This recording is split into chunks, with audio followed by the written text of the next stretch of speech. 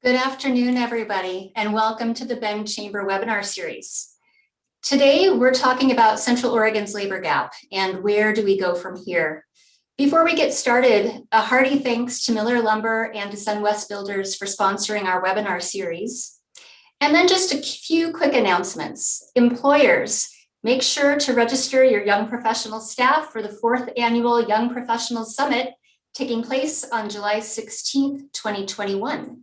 For more information, you can visit www.bendyp.org.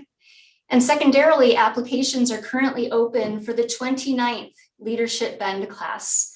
Visit bendchamber.org for more information and a link to the application. The deadline is July 11th. And if you have any questions, feel free to reach out to me directly. My name is Talina Barker, and I can be reached at talena@bendchamber.org. So let's go ahead and get into this. We are delighted to have 3 key experts on the labor market with us today. You'll hear from Josh Lehner, who's the economist for the Oregon Office of Economic Analysis. Also Gail Krumenauer, state employment economist, and Heather Ficht, the executive director at East Cascade Works. We'll go ahead and start with Josh for a broad vision on what's happening here in Central Oregon and statewide with our labor force. Josh, please take it away. Thanks, Talina. Thanks for having me. It's great to be back with you all. Today, we're talking about growth in a supply-constrained economy, because that's what we're really facing today, and working on sharing my screen. Right. So overall, we'll start with a high-level look at what's going on in the economy, and I know Gail and Heather will get into a lot of more details on the labor market specifically. But we're looking for very, very strong growth. Right. We have strongest outlook for the consensus, outlook for the economy that we've really seen in decades, if not generations. We're talking 6-7% real GDP growth, given the higher inflation numbers. We're talking 10 or 12% GDP growth this year on a nominal basis, not adjusting for inflation. And so this is the fastest we've seen, certainly since Morning in America, 1984. And the primary reason for this is because we had about a 10% hole in the economy from an output perspective, from a GDP perspective. And through the various rounds of federal aid in the last year, we've taken 25% of GDP to fill the 10% hole. And so overall, things are so bright and the outlook is so bullish for that reason, and primarily because it feeds directly into incomes. Here we're looking at total income in the state of Oregon over the last handful of business cycles in the state. The way you read these charts is you start at the left at 0. In this case, is how much total income is in the state of Oregon, how much is being earned by Oregonians at the start of a business cycle. And as you work your way to the right, this is how that has changed over the course of the cycle. And right now we're at that second point, that second mountain peak in the red line. That's because the latest round of recovery rebates went out in March, the $1,400 per person to make it up to $2,000 per person at the federal aid. That's that second mountain peak there, that first quarter data. We don't have it yet. It comes out next week officially, but that's our forecast for it. With incomes at that point in time in Oregon, 20% higher than they were at the start of the pandemic. So even though we have a massive jobs hole, the same cannot be said on the income side of things. The incomes are up. And this is and people haven't been able to spend because we've been restricted. And so people have accumulated $2.5 trillion of savings, excess savings at the national level. Here in Oregon, talking with some of our advisors, we're seeing retail deposits at banks and credit unions. They're up in 25-30% range since the start of the pandemic too. So it's certainly happened locally, not just nationally. But we have incomes and savings are up. People are willing to spend. They're allowed to spend. They're feeling more confident. The pandemic is waning. And this is the primary reason why the outlook is so bright. And again, it's due to federal policy, the incomes being up, even as the jobs are down. But what this has done is it means we front-loaded our outlook. Here we're looking at employment in Oregon over business cycles, similar to the income, but more severe because of the level of job losses we're experiencing. We've front-loaded this job growth because as we get away from buying everything online and having it delivered to our doorstep to going back out to eat, going on vacations, getting on airplanes, doing more in-person shopping and the like, all of those sectors are very labor intensive. So this recovery path and this spending and consumer spending in these types of sectors is very pro jobs. And so we front loaded job growth over the next 6 to 9 months. We're going to see exceptional job gains in the state of Oregon. Now, that means, this is kind of the baseline look from the demand side of the economy. What this means is that, well, what happens if we can't grow as fast as we expect, or can the supply side of the economy keep pace with this high levels of income, strong rebound in consumer spending, and the businesses needing to ramp back up in terms of their workforce and their production capacity to meet this consumer demand, or not, right? So risks are primarily to the downside, I think, from this baseline, not in the sense that we'll have a double dip recession, not in the sense that we're going to have a very long, protracted recovery like we've kind of become accustomed to the last couple of business cycles, but really the risks are whether we'll see exceptional growth in the next 12 months or we'll just see very good growth in the next 12 months. And because already we're running into all sorts of supply constraints. Here we've taken sort of our office's framework to think about this. The stuff in red on the left, these are issues today, right? These are hurdles that we need to overcome. These are investments we need to make to see the economy grow at a faster pace. Stuff on the blue on the right, these are things that have historically tripped up the economy and slowed growth at various points in time, but are not issues today. Doesn't mean they can't become issues, but they're just not current things we're dealing with today. On the left, two things I'd point out is the productive capacity, right? Already, most of our manufacturers are bumping up against capacity constraints. To produce more cars, to produce more lumber, to produce more machinery and equipment and all that sort of good stuff that we need in the economy, we need to invest in new plants, new equipment, or add an additional shift to increase overall production levels, which would be very good for the economy. This is something we didn't see last cycle, right? We kind of got to this same point in the production cycle, maybe 2017, 2018 last time. We did big corporate tax cuts to sort of incentivize some business investment. At the same time, we ramped up a global trade war, and those factors kind of offset, and we didn't get a lot of business investment on this side, on net, when you offset tax cuts, trade war. And so we're right back there today. We've been here for a few months. I think we're going to see this business investment. We're seeing new orders for capital equipment. We're seeing orders for software and computers and stuff like that going through the roof. So overall, we should see this big business investment. Productive capacity of the economy is going to increase, but it takes time. These are big, long-term investments, and they cost a lot of money. And so it'll take some time for this to feed through to the economy. The other major constraint today would be labor, in large part because labor runs through everything. To add that additional shift at the mill, you got to find a bunch of workers. To improve the logistics and get the truck driving shortage worked out, you got to find workers to fill some of these gaps in the economy. Gay will talk a lot more about this here in a few minutes, but labor is very, very important. And it's harder to find workers, and it's expected to continue to be hard to find workers for the foreseeable future, really, until we get past the bulge of baby boomers retiring here in the next decade and a half or so. So underlying labor market will be tight. And the big thing here is with a capacity constrained economy, we have really strong demand. That supply side is not able to keep pace and as timely of a manner. The question is, how much will inflation pick up, right? Because this could be one possible outcome would be a massive increase in inflation. That's not the baseline outlook. We're facing a number of different issues when it comes to prices in the near term. First and foremost, we're reopening the economy. We're seeing prices surge for hotels and airfares and going out to eat. And some of these sort of things that have been restricted, those prices sagged early in the pandemic, and now they're reviving and coming back to where they were, if not a little bit higher. And so that's boosting inflation on a temporary basis. We're seeing other supply constraints factored in, particularly on the cars, right? Used cars are up 30%. Prices are very, very high. Those won't continue at those types of paces forever. Those will start to come back down as the auto manufacturing supply chain gets worked out. So a lot of the burst of inflation we're seeing today is very transitory, right? And if you've seen me talk recently, we're saying, some of this temporary burst might be 5, 8, possibly 10% inflation. The latest CPI data just came out the other week in May. We got a 5 handle, right? A 5% year-over-year increase in the CPI. So this is to be expected.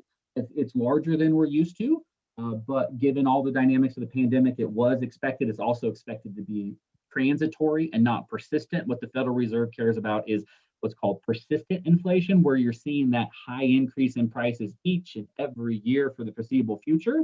That is really what the Federal Reserve is focused on. And the way they're thinking about it, or at least the way they're communicating that they're thinking about it, is is the vast majority of the price increases will be temporary or a one-time level shift up, I should say.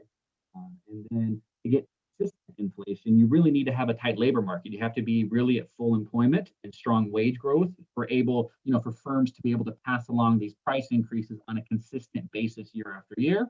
And we're far from that if you look at some traditional measures of the labor market, whether you're looking at the employment to population ratio and the like, or the labor force participation rate is still down and the like. And so there's a lot of things going on that make us think we know we're not fully healthy on the labor side of the market. And so almost by definition, if you're not at full employment, then you can't have persistent inflation at a very high level for that primary reason. Now, so the question is, okay, that makes sense. There's a lot of traditional textbook type of analysis.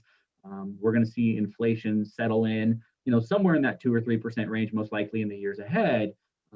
But maybe we'll come in above target. Last cycle, we came in consistently below the Federal Reserve's 2% inflation target year after year after year, to the tune of, we're 3 or 4% below trend from the last cycle today, right? And so we have a lot of room to make up now that they've switched to this average inflation targeting regime and the like. So there's a lot of things going on. I think we have to have wide confidence intervals when we talk about the outlook for inflation, in large part because we know we have a large federal fiscal stimulus package that has come in the last year, with our incomes being 20% up as of March.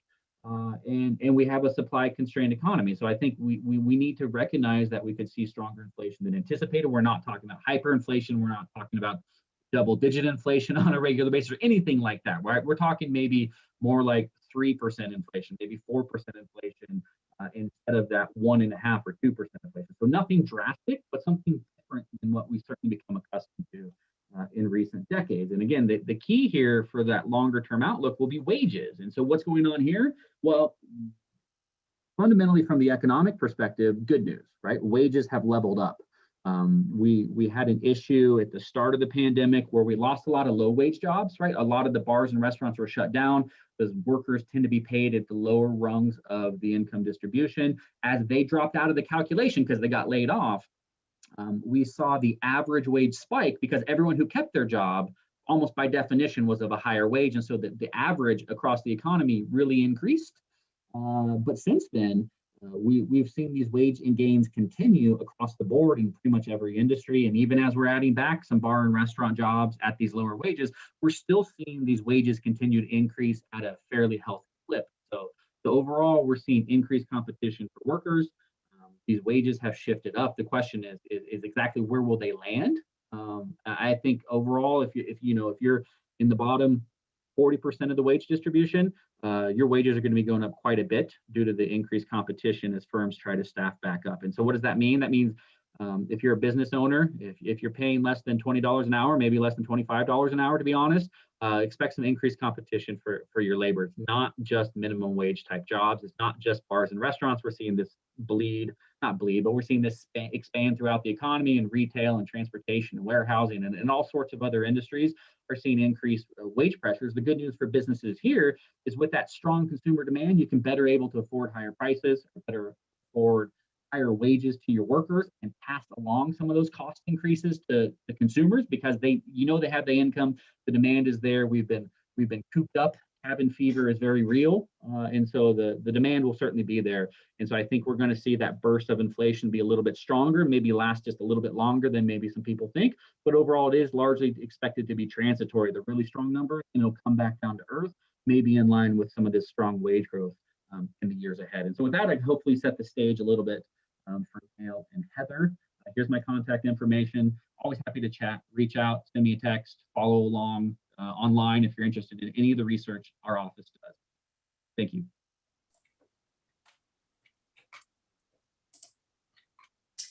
Thank you so much. It's encouraging to see the pace of our economic recoveries compared to previous recessions. We always appreciate your information and your expertise. So next, with more data and details on the labor force, is Gail Krumenauer, who's a state employment economist. Gail, looking forward to hearing from you and seeing your presentation.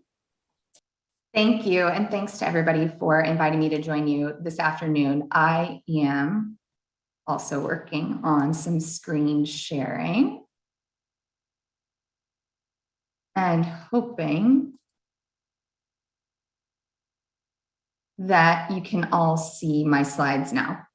I am going to pick up pretty much right where Josh left off in terms of competitive labor market, what we're seeing in terms of current employment and labor market trends. This morning, the Oregon Employment Department released the statewide employment jobs and unemployment rate numbers for May. And Oregon's seasonally adjusted unemployment rate was 5.9%. Now that's well above the 3.5% we were at right before the pandemic closure started, but it's also significantly below our long run unemployment rate of 6.8%. And the reason that I'm calling that long run rate out, that dashed line that's running across this visual, is because once we get below that, we've seen a change in dynamic in the labor force and in employers' ability to hire. And if you look back to the Great Recession, you see that the unemployment rate spiked up then, just like it does in recessions. And then it took 5 years for that long run unemployment rate to get back down below, or 5 years for the unemployment rate to get back down below that long run average. And it was at that point where the blue line crosses the dashed red one in the middle of the graph, where for the first time in that recovery, employers across Oregon started telling us directly through our job vacancy survey that a lack of applicants and labor shortages had become their greatest difficulty hiring workers. Now, if that's our last recall, that's our last historical event in recovery, it has to come as a shock then that when the unemployment rate spiked up to its all-time peak of 13.2% last spring, it got back down below that long run average in 7 months. And as hiring has heated up, there has been intense competition for available labor. And we'll talk about some of the labor that's not available right now in a minute, but let's talk first about the competition for the labor that is available. So in the first 5 months of 2021, the economy in Oregon has added 52,500 jobs. Prior to the pandemic, it took us 20 months to add that many jobs. So hiring has been happening at a significant clip over the course of this year so far. And I'm going to talk about leisure and hospitality, and we'll lean into it more on the next slide. Leisure and hospitality has accounted for 27,000 of those gains. So half of all the jobs that have been added in this year so far have been in leisure and hospitality. So there's a lot of leisure and hospitality hiring going on. Prior to the pandemic, it took leisure and hospitality 5 years, 58 months to add as many jobs as it's added in the last 5. So that is pretty fierce competition. That said, in the report that came out this morning, leisure and hospitality netted a gain of 0 jobs in May. So employers added 4,200 jobs, but this time of year, that's what we expect anyway. So right now, leisure and hospitality isn't running ahead of our expectations. It's not expanding, and that's disappointing, particularly because it lost the most jobs last spring, and it's only recovered about 58% of the jobs that were lost, compared with 62% for Oregon's overall economy. So leisure and hospitality has some headwinds running against it, right? When the pandemic closures happened, they crunched down on leisure and hospitality, particularly strongly, right? Indoor gatherings where people are in close proximity was not something that was in alignment with the public health and safety measures to a greater degree in leisure and hospitality than in other places. Whereas you think about retail trade during the same time was also operating at a limited capacity, but not quite as limited capacity, right? And over the course of 2020, transportation, warehousing, and utilities soared. It has had an exponential growth pattern. It's above its pre-pandemic level. It's at almost a record high of employment for all time. And the reason that I'm calling these 3 sectors out together is because leisure and hospitality tends to lose workers to retail trade and transportation and warehousing and utilities already. That happened in 2019, and in 2020, it happened at almost a 28% greater rate. Statewide, there were about 12,000 workers who had jobs in the first quarter of 2020 in a leisure and hospitality business that by the end of the year had moved on to either retail, trade, or transportation, warehousing, and utilities. And then you add to that the starting wages that are being offered. So what you're looking at here is from our job vacancy survey. And what I did is I took a look, I can only get regional information annually, It's a pretty robust survey, and about 85% of the employers give us their wage information. So thank you if you've done that, because it allows us to give you the kind of information that we can't get if we look at just online job boards where wages aren't usually posted. But if we look at 2020, we see that annually the average starting wage for all jobs in Oregon was about $17.50 in Bend and about $18 for Oregon. Now, if we look at just the first quarter of 2021 with that really intense hiring that I've been talking about, that wage has gone up significantly. In the East Cascades, it's already up by $2.50. And in Oregon, it's gone up a little bit, only about 60 cents. So as I'm talking about the recovery that's happening in Oregon, I know that in Bend, you're even closer to pre-pandemic employment levels, right? Only about 3% down, whereas Oregon's still closer to about 5.5%, 6% down. So that crunch that people are feeling probably feels even tighter for you. And if we look at the sectors, again, just looking at Oregon here, between 2020 and the first quarter of 2021, the average starting wage in retail trade statewide increased by more than $2 to $16.60. And it increased by almost $2 in transportation, warehousing, and utilities to $20 an hour. By comparison, the average starting wage for leisure and hospitality jobs is $13.07. And I think about the big box stores that I see, that I see the sign saying minimum $15, $16 an hour starting wage. And I don't know about you, but I've been getting the postcards advertising the $20 an hour jobs from a certain transportation and warehousing company that has been delivering in greater amounts than ever. And so I think that if those businesses and those jobs are in your community, that's an even greater source of competition. Now, one of the things that Josh and I have written about together, and that I'll talk about a little bit more, is that we know that the unemployment rate doesn't currently capture everybody that we think would be in the labor force absent the pandemic. And there are labor force constraints that are happening. We know that to varying degrees, there are people who maybe didn't have some childcare arrangements. The Census Pulse data, it's a household survey, said that in the 2-week period in the first half of May, or in the middle of May, about 1 in 10 households had a COVID-related reason that kept their kid out of daycare. Schools, 2/3 of schools across Oregon, and I think probably where I'm sitting is a little bit different than it was in Bend as well.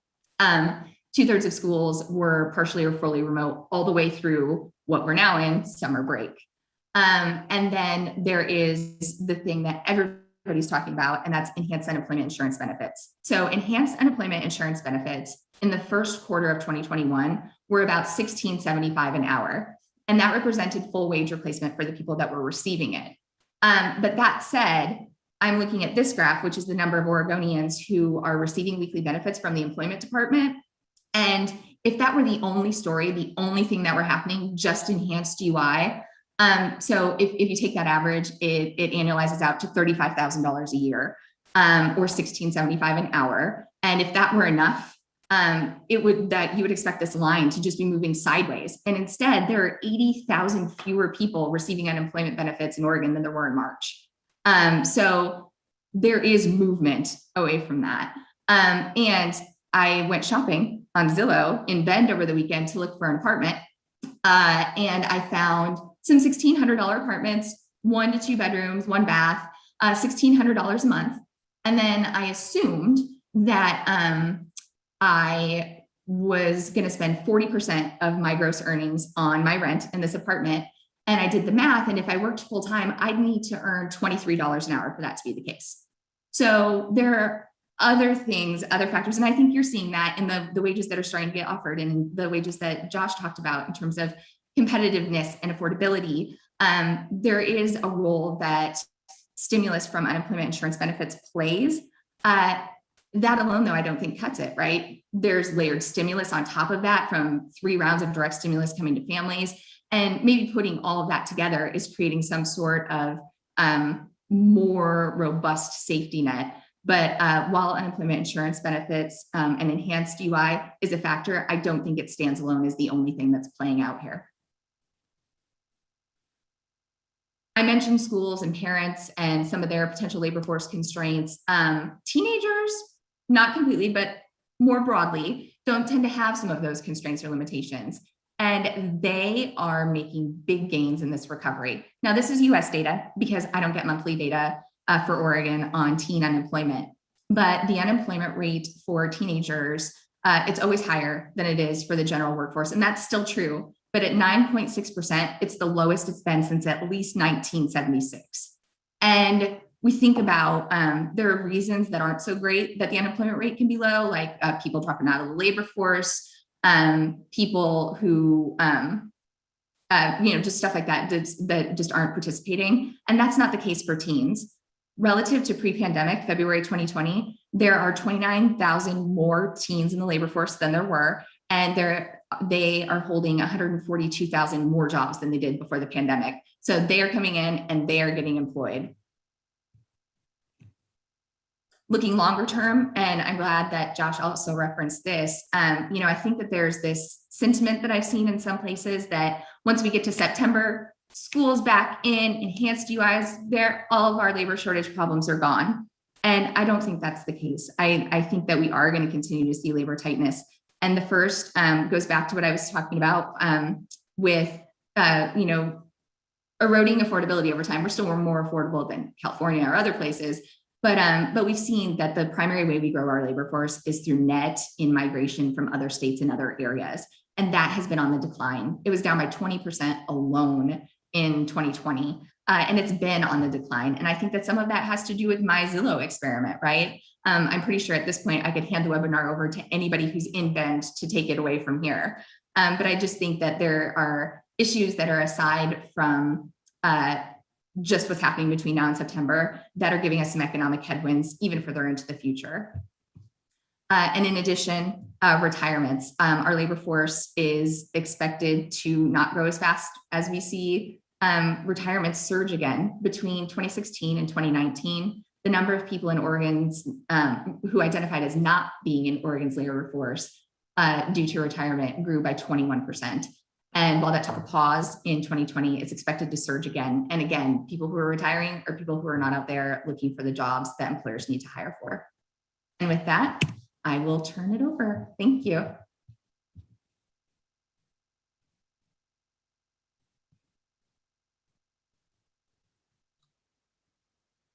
Talina, you're muted. Thank you for the reminder. Gail, we really appreciate that presentation. It's super interesting to see that there are more teens in the labor force now than there have been in quite some time. I'm curious to see whether or not that trend will change as we continue to recover. For all of you, a quick reminder to put any questions for our panelists in the Q&A box. And now we'll shift to dig into some of the barriers to returning to work and highlight some of the available resources for employers with Heather Ficht, the Executive Director at East Cascade Works. Welcome, Heather. Thanks, Talina. Thank you for having me today. As Talina mentioned, I'm the Executive Director of East Cascades Works. We are a local nonprofit organization that serves as the Workforce Development Board serving Central Oregon, the Columbia Gorge, and the Klamath Basin. And as you heard, it probably wasn't news to hear from both Gail and Josh about the constraints that are happening in the labor force. You are all feeling it out there. I did also think that it was promising to hear that young people are entering the workforce at greater rates. So one of the things to be aware of, and I think that really Gail and Josh touched on these points, that it isn't one factor alone that is impacting folks really returning to work or entering the workforce. It's multiple factors. And so it's not just childcare for small children that require full-time daycare, it's also the extended day programs. So I don't know about you, but I had to pick my kids up at 1:30 and then again at 3:15 every day. And luckily I have an office job that allows me the flexibility to be able to do that and then work into the evening. But not every position offers that level of flexibility. So that impacts parents' ability to engage in the workforce. In addition, there are still some folks out there that have concerns about safety in the workforce, health concerns around COVID. And so really wanted to talk a little bit today about how, as a hiring employer, might you mitigate some of those challenges so that you can find talent to meet your needs. I think one of the things to note is that right now, the Oregon Employment Department is communicating each month with all of the recipients. There are around 11,000 right now receiving unemployment insurance in Central Oregon. And this number changes weekly because claims are filed every week. So that was a point in time, a couple of weeks back. Could be different today.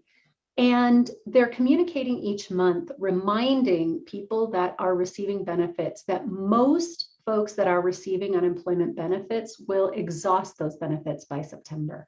So there are many, many folks that will be returning to work or will have to because they will not be receiving benefits. Again, that alone is not the factor that's going to get everyone back to work, but it is one of the factors. So that process is already underway. We have our partners are returning to the business and employment services, the OED staff who were processing unemployment claims. So we'll have greater capacity to meet those job seeker needs. And so we do have those things happening, but what else can a hiring employer do right now or in the future to really focus on attracting talent? And as Gail mentioned, we're really in an experience that's similar to pre-pandemic times when we had unemployment hovering around 3%. And we were in a really similar scenario where we just weren't able to find talent to meet the business needs across almost every industry. So one of the things to consider first is really around wages. You heard Josh talking about the kind of the added competition really creating more demand for wages to be considered. So as a hiring employer, I think the first thing to do is consider your wage rates. And is there anything that you can do around that? Another factor that we've been hearing has some mixed success is when there is a hiring bonus on the table. And again, a hiring bonus isn't something that should be paid immediately upon acceptance of a position, but rather consider it after retaining employment for a period of time. Another factor is, particularly for those that are parenting, is there a possibility that you can offer a more flexible schedule so that they can work around the times that they need to pick up or drop off their kids, or be home in the summer because they don't have care, but can still work?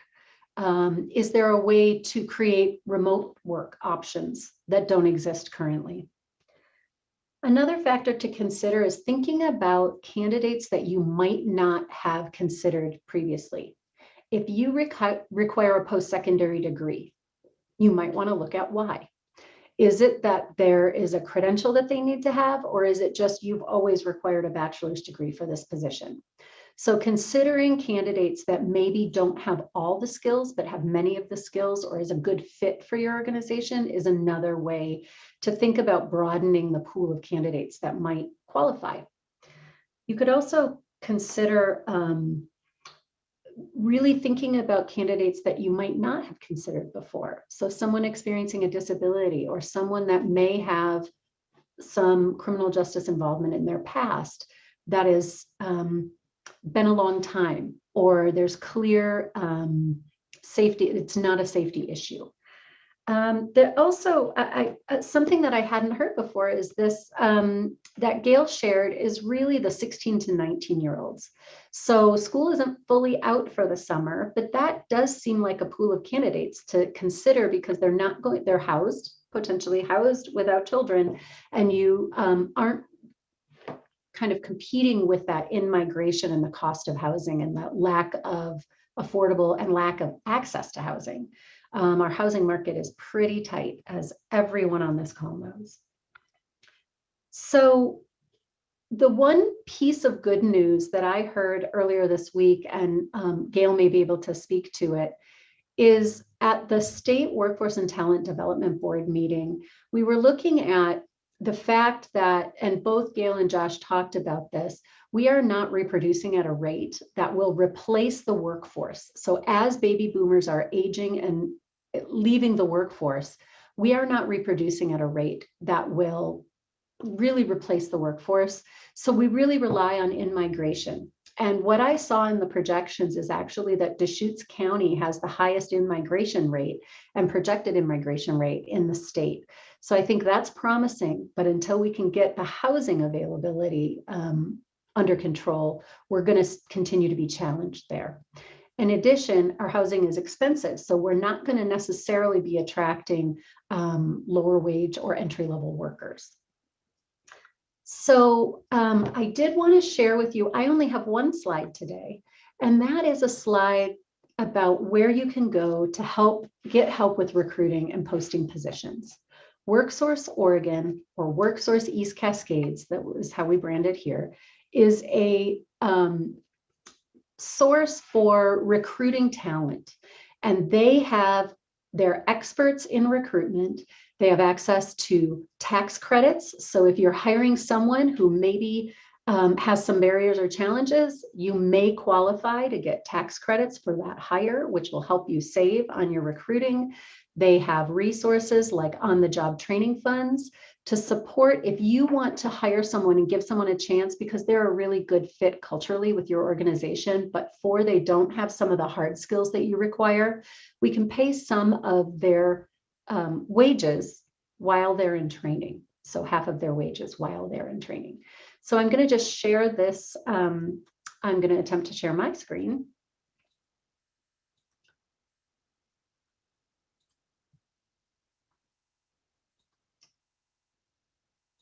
So this is the WorkSource Oregon Business Services team.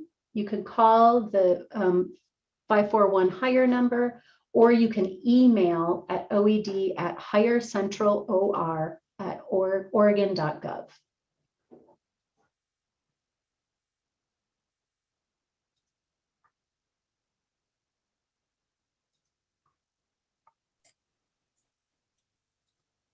And that is all I had, Talina.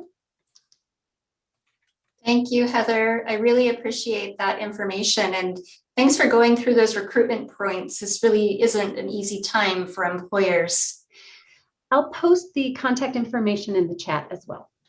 Perfect. Very helpful. Thanks, Heather.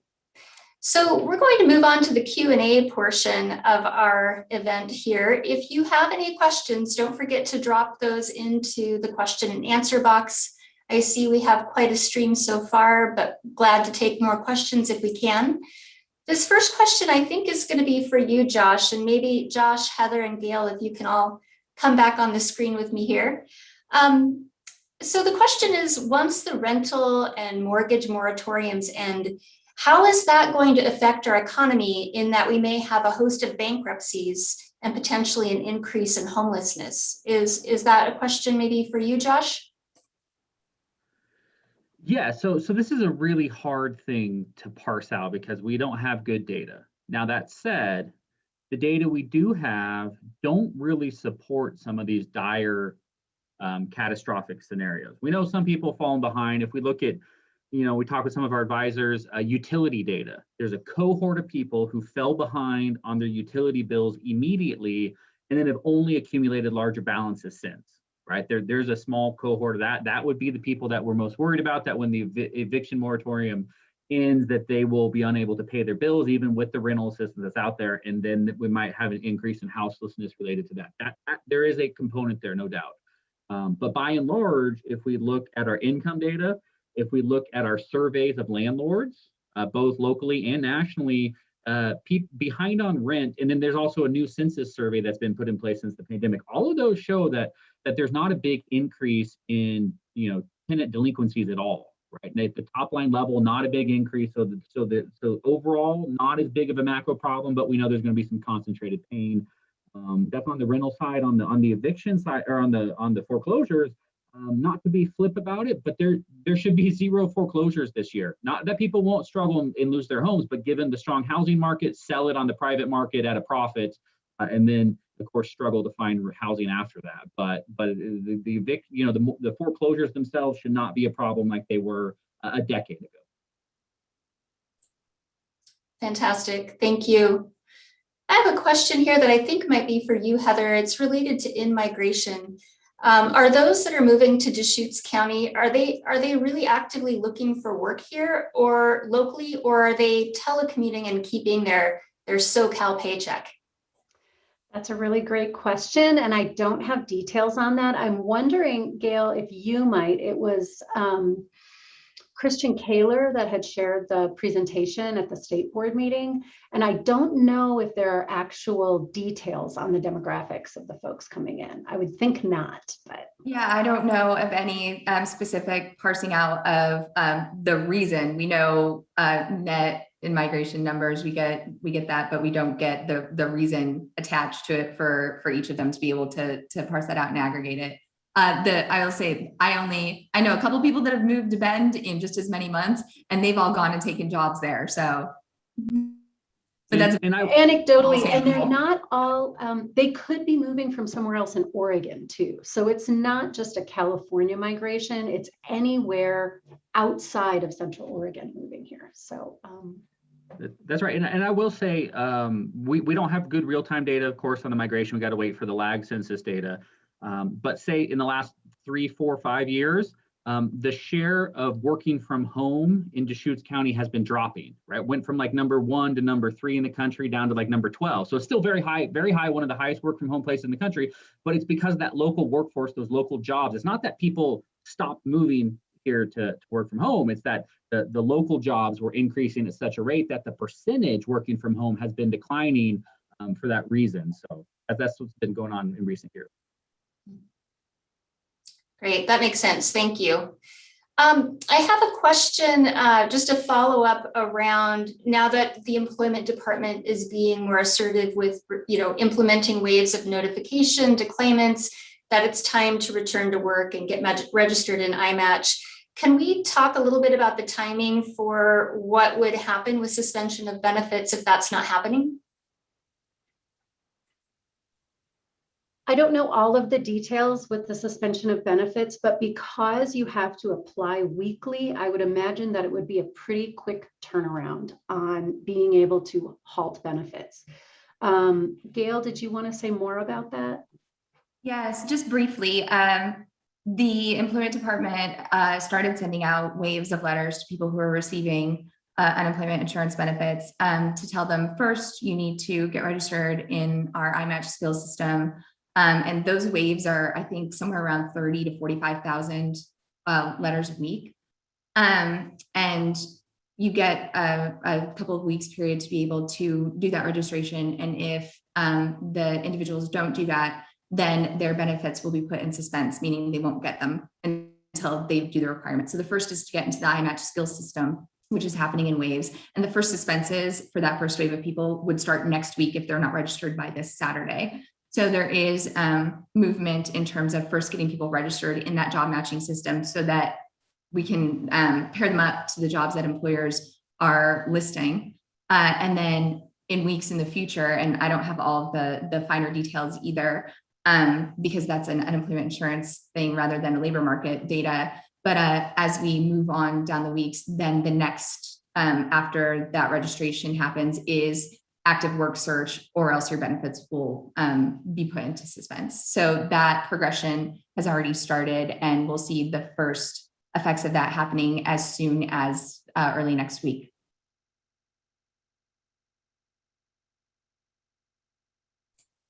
Great, thank you.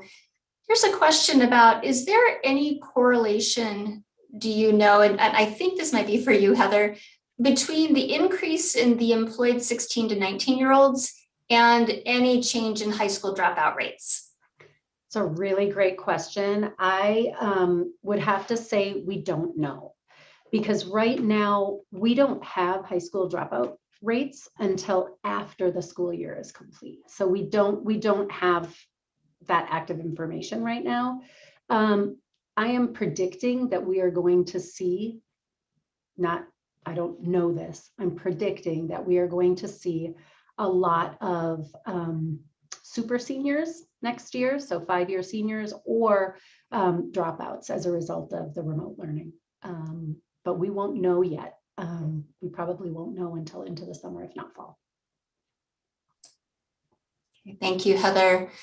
A question about recruitment/retention bonuses. So using them as retention bonuses, are you seeing any anecdotal data about the size of the bonus being, how large are they? And after how many months or what duration of time are those bonuses being then paid out?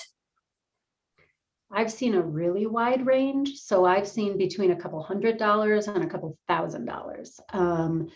And I think, although I think that it can be attractive and that it can help, I think ongoing wages and benefits are probably key to really retaining people in positions over a bonus in signing them on, if you really want to retain your talent. So I've seen a really wide range, and I don't have data on it because I think, it's not necessarily being tracked in a central place. But I don't know if Gail and Josh are seeing anything different.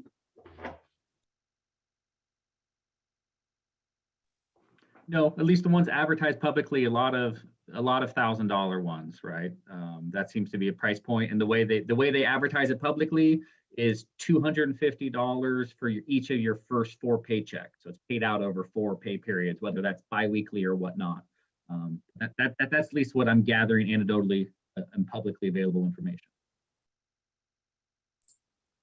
Okay, so here's another question on housing. So curious about whether or not there are some actions that employers can take themselves to support housing access for workers in Deschutes County. And are any of you aware of some activities that are happening currently, or maybe even seeing some things outside of the Deschutes County region that have been helpful from an employer supporting their employees' housing? Well, as we all know, it's a supply issue, right? We have actively underbuilt housing for a generation in Oregon, in all of our communities. It's more acute in Central Oregon in the sense that we know the demand to live there is higher. I will say, if you look at some of these similar type communities to Central Oregon, Bend has actually built a decent amount of housing. Not enough, but it's built a decent amount of housing, certainly more than over in the Valley, even on a population adjusted basis. That said, of course, the demand is through the roof to live in such a scenic outdoor type living situation. Now, what can you do? Continue to support policies that increase the supply of housing. Continue to fight back against policies that restrict housing development and drive up the cost of it. Right? And certainly, I think Central Oregon's seen some of these policies come to the forefront when it comes to implementation of House Bill 2001, which is the re-legalization of duplexes and the implementation at the ground level. And then also there's an ongoing discussion regarding parking minimum, right, which increase the cost of housing. So those sort of things, strategies that can help you specifically. I mean, hear from leisure and hospitality firms in the Gorge, where the owner buys a home and uses it as a bunkhouse, if you will. That sort of thing. I know there was a proposal in Sun River for the resort that got voted down, if I'm not aware, right? That sort of thing where you have some direct worker housing because the issue is so acute. But it's going to be something we continue to struggle with in Oregon until we choose to build more housing. Thank you. A question about upskilling, and maybe this is geared toward you, Heather, again, to talk about a little bit more about the program that would help subsidize employers as they upskill their employees to be able to accomplish the work that they have in mind. So there are multiple different pathways there. If you are to hire someone who doesn't necessarily have all the skills that they need to do a position, and they qualify, through WorkSource, we can pay half of their wages while they're in training, up to a certain dollar figure. I think it's $5,000 at this point. And you can contact WorkSource through the information that I shared, and you can talk to the regional business services folks. In addition, our organization has incumbent worker training funds that we have not yet released, but they have historically been happening on a rolling basis. where there's an application for a business to apply for training funds.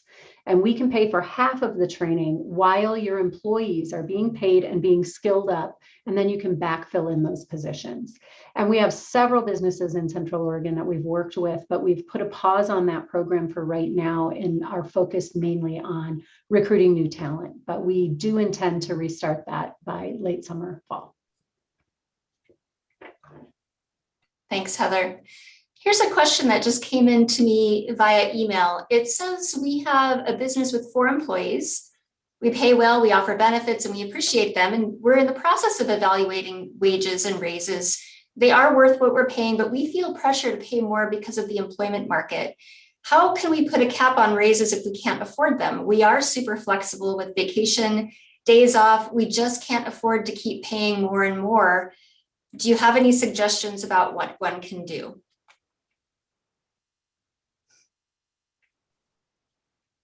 Quick point of clarification, what type of employer is it? Unfortunately, they aren't weighing in on what kind of work or industry. Okay. I think to Josh's point earlier, and I'll let you pick up where I leave off here, is that it is really difficult to be in such a rapidly escalating situation in terms of wages, starting wages, retaining employees, and knowing that if employees go out there and look for a job, they can pick up 3 offers, right? That's a really hard situation to be in. So the valuing employees, the adding benefits, we know from our Oregon benefit survey that we conduct that that's something that employers add in to retain employees. So all of those are great steps. And the reason I ask about the employer type is that at some point you can add all of those things in, but if you're selling a good or a service, you have to pass that on in the form of prices.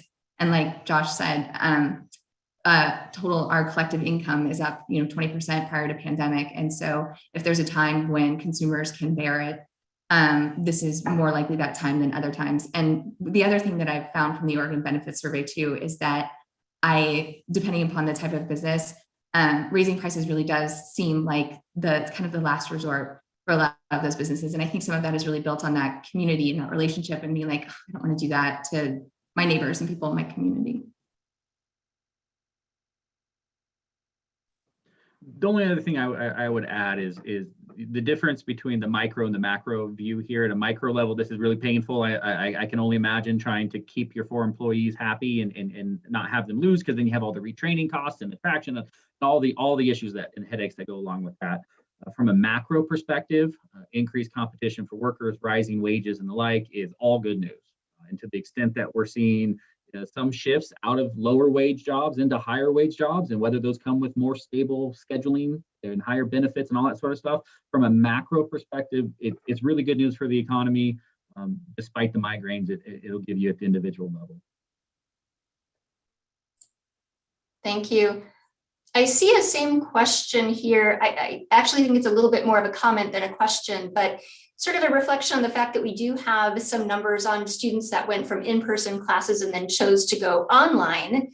And then that made those students, those 16, 17, 18-year-old students more available and flexible for work participation. This commenter actually has 2 of those young people in their office working for them now because they had more flexibility for work participation.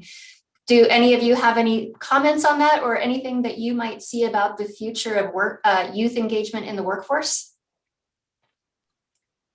I'm personally excited about it. I think there's no better job training program than a job. If anyone has ever worked with a young person who gets their first paycheck, it is just gleeful to watch them and wonder, what is FICA, right? They don't know what these different things are that are coming out of their paycheck. So I think it's wonderful, as long as it's not distracting them from their education and that it's additive. I am a big proponent of work.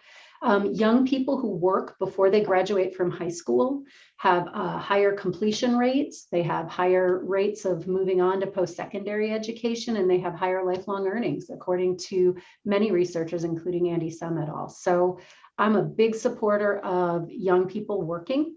I think they also develop what I would even say life skills beyond just work readiness skills, problem solving, team working on a team, being reliable, suiting up and showing up. Those are wonderful things. So I'm very supportive, and I appreciate that this person's taking a chance on two 17-year-olds and that it's working really well.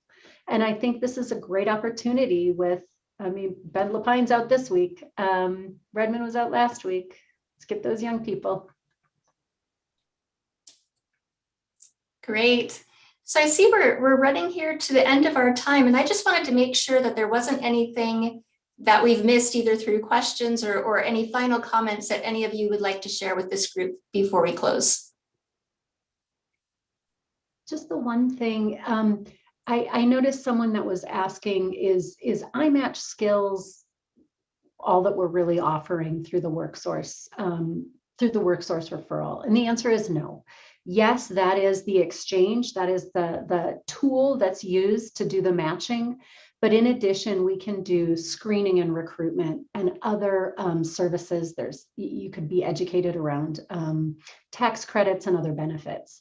So there can be some active support for actually working your listing and not just putting it into the system. So. Thanks for clarifying that, Heather.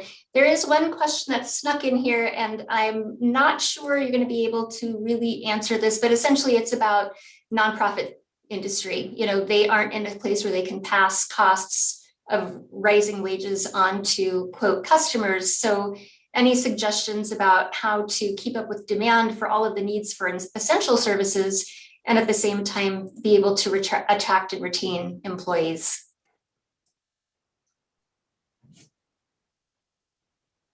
I'll take this one. Having worked in the nonprofit sector my entire career, it's basically you gotta go with the heart, and I think there isn't an easy answer on that one.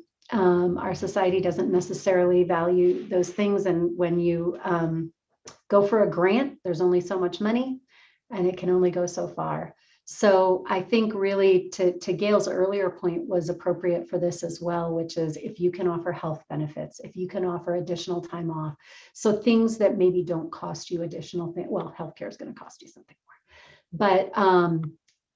but thinking about other benefits that are not necessarily financially tied. So more time off, professional development opportunities, things like that can help. But that is a very difficult problem. And frankly, in Oregon, that is a huge employment sector. So it's just a challenge. Not a great answer, sorry.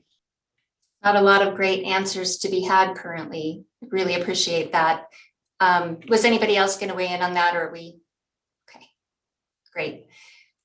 Well, all of you, Gail, Josh, Heather, thank you so much for being here again and sharing your expertise both locally and statewide. It's always great to sit here and hear from you. Moving on, I just wanted to let you know that everyone will get a recording link for this webinar, and any resources or slides that we have available will be sent to you either later today or tomorrow. And then also just to let you know, we have somebody here at the Chamber that deals specifically with membership. And so if you've considered becoming a member of the Bend Chamber but haven't yet, and you're finding values in these webinars and other resources we provide to the community, I recommend you call or email our membership manager, Shelley Junker. Her email is Shelley, SHELLEY, there's an extra E in it, at bendchamber.org. You can also sign up for our newsletter online at bendchamber.org. Thanks to all of you for being here, and stay tuned for our next webinar coming up later. Take care.